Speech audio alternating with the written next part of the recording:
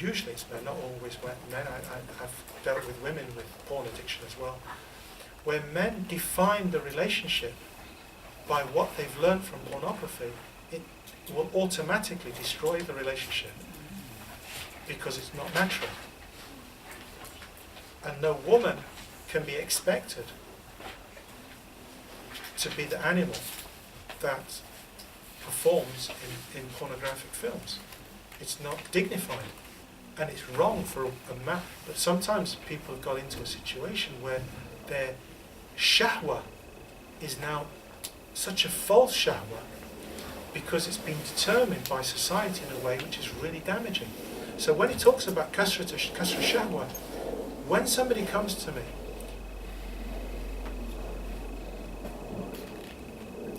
I think actually marriage, sometimes you do need to be personal, and if you forgive me, perhaps I can talk about myself and my own situation. It might make a bit more sense to what I'm trying to say. My wife is, one of the reasons that anyone was with me yesterday, my little lad was with me, is because she's quite sick. My wife is quite unwell, and she's on 24 hours oxygen, so she needs to be on oxygen all the time. And obviously that changes our marital life. And at one point, after she became seriously ill, she realised that perhaps I didn't sign up for this, because when we married, she wasn't ill. She's considerably younger than I am. She's very beautiful. She's very lovely. And then all of a sudden, now she's disabled, and she's not what I signed up for, in her words. So she actually said to me, she says, you know, going to your question, if you want another wife, it's absolutely fine. She suggested to me, if you want another wife, it's absolutely fine. And I said, it's okay, I have two wives. You, who I love, and this little guy who you say is the only person you're jealous of, is my little son, because he thinks he's my wife as well. He's only 3, he doesn't know any better. But because I put him to bed, I'm there when he wakes up, I take him to the toilet, I do everything, he thinks, well, and that's enough for me. Why do I say why am I using that in this context? Because what she was describing was shahwa. You must have shahwa for other women. You must want another woman, because you didn't expect to have a woman that's on 24 hours oxygen. And I stopped and I thought about, why is she asking such a stupid question? And then it came back to me, this is what she's talking about. It didn't even occur to me that I could want another wife. And the reason why is because actually I'm perfectly happy. I don't actually need another wife. If I see a beautiful woman, it's not that I don't say, yeah, I know what a beautiful woman looks like, but it doesn't bother me inside. It doesn't upset my prayer. My life is quite okay. I'm actually quite okay with my life. I'm happy. And I can't even think why she would think I would want another wife. Until I sat back and thought, so that's what Ghazali meant. He wasn't such a sexist pig after all. Because kasra shahwa means to give you that satisfaction, that happiness in your heart. And it's more than just shahwa, passion. It's actually, when I finish work, I really look forward to coming home. I actually look forward to getting in the car, sending a message, or with the speaker, just speaking to the phone, the speaker saying, I'm on my way home. And it's something I really look forward to. And I look forward to coming home and just being at home.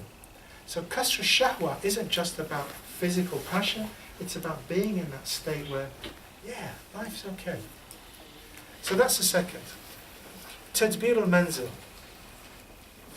If you translate it literally, it means organization of the house.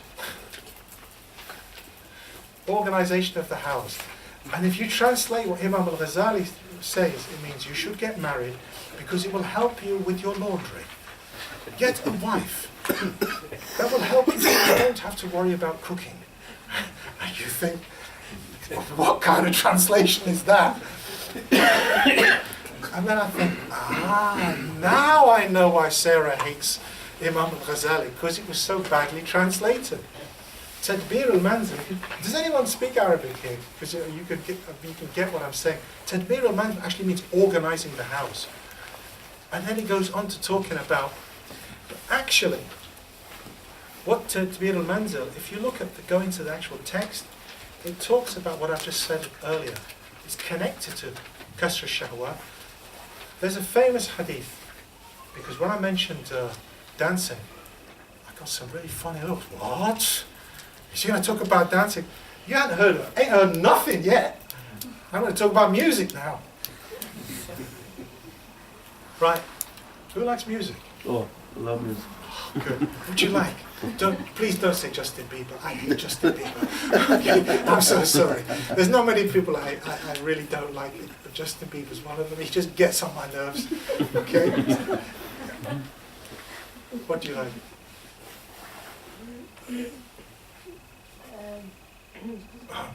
Yeah, Justin Bieber. I'm sorry. I don't really hate Justin Bieber. I'm sorry. I'm just teasing you. That's one thing that I like as well. That my family doesn't like. You like Justin Bieber? Oh my God! Nobody likes it. Don't worry, you won't get upset with me if I tell you that. But these like worst songs which I don't understand. Yeah. Okay, you just don't understand them. You're fine. You don't need to understand them. Right. Music, in its time and its place, according to my understanding and the understanding of Imam al-Ghazali, for example, it's okay. In its place, and this is the important thing, in its place. Why do I say this? And what's it got to do with marriage? Is because I'm going to tell you a story about the hadith. So the hadith comes at the end of it, but you need to understand the context to understand the hadith and then how it applies to marriage. The Prophet ﷺ was sitting in the masjid and people were reciting Quran, and he was listening and checking they're reading Quran correctly, and then he stopped them and then he asked somebody to recite some poetry, and they just recited some poetry, just some general poetry about trees, horses, the sky, the mountains, like typical desert stuff. Nothing deep, nothing Islamic, just poetry. And then somebody else started reciting poetry about two lovers from Iraq, and the Prophet ﷺ didn't object. Why? Because there was some other context to it. The meaning wasn't just there was a surf, but it wasn't. It's not Quran. And then Abu Bakr came in and he looked. What's going on here? And he asked the Prophet ﷺ, "A Quran wa shi'r?" He says, "A Quran wa shi'r? Quran and poetry?" As if, what is going on here? And the Prophet ﷺ says, "Sa'atan, sa'atan." There's a time for this and a time for that. That's one context. The hadith that I wanted to quote you is where the Prophet ﷺ says, "Rawwihu qulubakum sa'atan sa'atan." It's almost the same wording. And the two go together. Rawwihu qulubakum sa'atan sa'atan. What does this actually mean? Relax. If I translate literally first. Relax your hearts 1 hour, 1 hour. This man knows Arabic, don't you? Because you see, this guy is so literal. He's looking at me and saying, "You are so literal." And the reason why I wanted to do it literal first, so you know exactly the words. Relax your heart 1 hour, 1 hour. That's what the literal words. What does it mean? It means make your hearts feel peace. An hour for this and an hour for that. And that's why the Prophet ﷺ says, "Quran wa shi'r sa'atan sa'atan." There's a time for this and a time for that. Why? Because I do like music. And I find that music is something which helps me to feel relaxed and calm, and it stimulates me. And that's why I listen to different types of music. I don't listen to music all the time, but I listen to certain music at certain times. And I like, for example, Nusrat Fateh Ali Khan. It's really, when I'm driving, this is driving music for me. But sometimes I like Led Zeppelin, because driving music, Led Zeppelin is sometimes better than... he likes Led Zeppelin as well, or at least he knows Led Zeppelin. So, sa'atan sa'atan. I would never do this on a Friday, for instance. I just don't even switch the radio on, a station which plays music on a Friday, because I'm not interested. Friday is a day for Allah.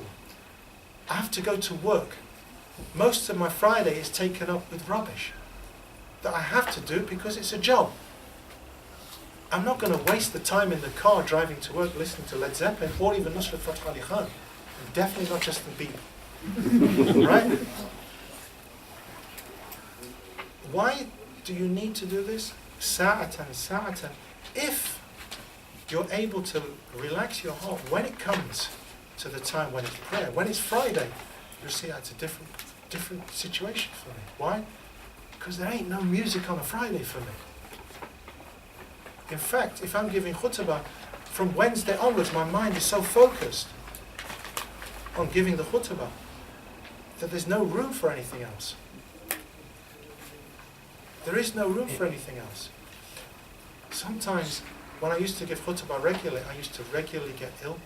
Every single Friday, I would be ill. I would deliver the khutbah, and Friday morning, all morning, I would have had diarrhea. After Friday afternoon, deliver the khutbah, I'll collapse, literally. I close the door, I say I'm tired. And I'll close the door and I'll collapse onto the settee or the bed or whichever place. And it will take me 1 hour to recover. Then I'll get up and then I'll carry on with my normal day. Because of the weight of the khutbah, it used to be really, really heavy on me. Now perhaps, now I'm better. I don't collapse. Why? Because if I'm delivering khutbah, maybe on Wednesday afternoon, on the way home from work, what do? I listen to Nusrat Fateh Ali Khan. Why? Because it lifts me. I don't speak Punjabi, but it lifts me. Because enough of the words will lift me. And just hearing Allahu, Allahu, Allahu is enough. So I need that to make my Quran better. What's that got to do with marriage? Imam al-Ghazali, when he talks about organizing the house, he does talk about laundry, he does talk about cooking, but what it most importantly, he quotes Umar ibn Khattab, he says, تروح النفس عفوا. What does this mean, تدبير المنزل? It means ترويح النفس وإيناسها بالمجالس والنظر والملاعبة إراحة للقلب وتقوية له على الإبادة. Sorry, this is what Al-Ghazali defers. What does organizing the house mean? Organizing the house in such a way that your heart becomes settled and at peace and happy in the company of somebody else. So if you can come home and you can joke with your wife, you don't need music. If you can come home and just feel comfortable, you don't need any of that. What it does, it makes you strong enough to pray. So when you're sitting and joking and playing and talking and teasing your wife and she's teasing you and they were teasing the child, and then it's time for salah. It's time for salah. I mean, even Idris, when I said we're going to Madina Institute, he said, I want to make salah. How does he know Madina Institute's got to do with salah? Because he's used to knowing it's time for salah now. 1 minute we're playing and joking, and then it's time for salah. And everybody stops what they're doing and they pray. And then when we finish praying, we might do a bit of dhikr and then we go off and have some fun.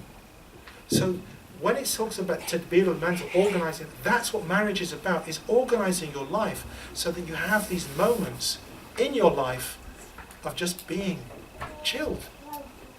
You know what lahu is?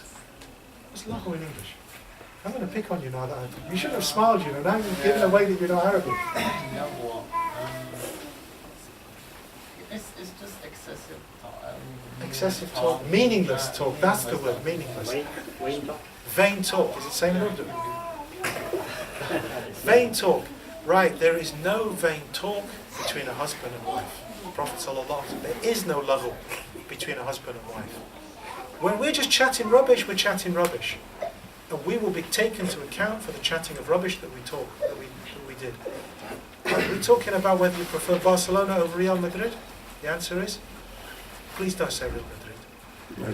He doesn't follow football. I don't like football. Okay, he doesn't like level. Right, who follows football? Right, which is better? That's a Real Madrid and Barcelona. None of No, oh, he's only into real football. Go for it. Real Madrid. Oh no! Have you seen Messi? Is there anybody in Real Madrid that plays like Messi? Ronaldo. Oh, Ronaldo plays better. okay. I will just about give you that one. Okay. Now, this counts as lahu. Between men, it will be counted as lahu. And Allah will ask you, why were you talking about Ronaldo? And I'll say, because what's your name, by the way, pal? Huh? She knows what your name is. You don't need to tell your mother your name. You need to tell me your name, all right? What is your name? Sahari. Sahar. Oh? You are so cool. Right. It's going to be, why did we talk about that? It's because he's got such a nice smile, I just wanted to talk to him. And inshallah, Allah will count it. Okay, that's acceptable. But between the two of us, it might be a bit more difficult, which is why it's a good job he just says, I like Liverpool, shut up. Did you see his face? Did you see how he looked at me? I like Liverpool, shut up. He didn't quite say it, but that's what in his eyes. And that's why he'll be rewarded. Why? Because he doesn't want to... we didn't ask you to come all the way from Scotland to talk about football. That's the look he gave me. Now he's making sending some messages. Come from here. There is somebody. Amir? I think he's taking... Jay, come here. Amir! Listen, couldn't even... How are you? I'm insulting you, you didn't even notice. It's all love. It's all love. Good. Right, because it would be lahu, except when it's with your wife. You can talk any rubbish, as long as it's not haram. And it won't be counted as lahu, it will be counted in your favor. So if she wants to talk about whatever she wants to talk about, just go with that. Just talk about it.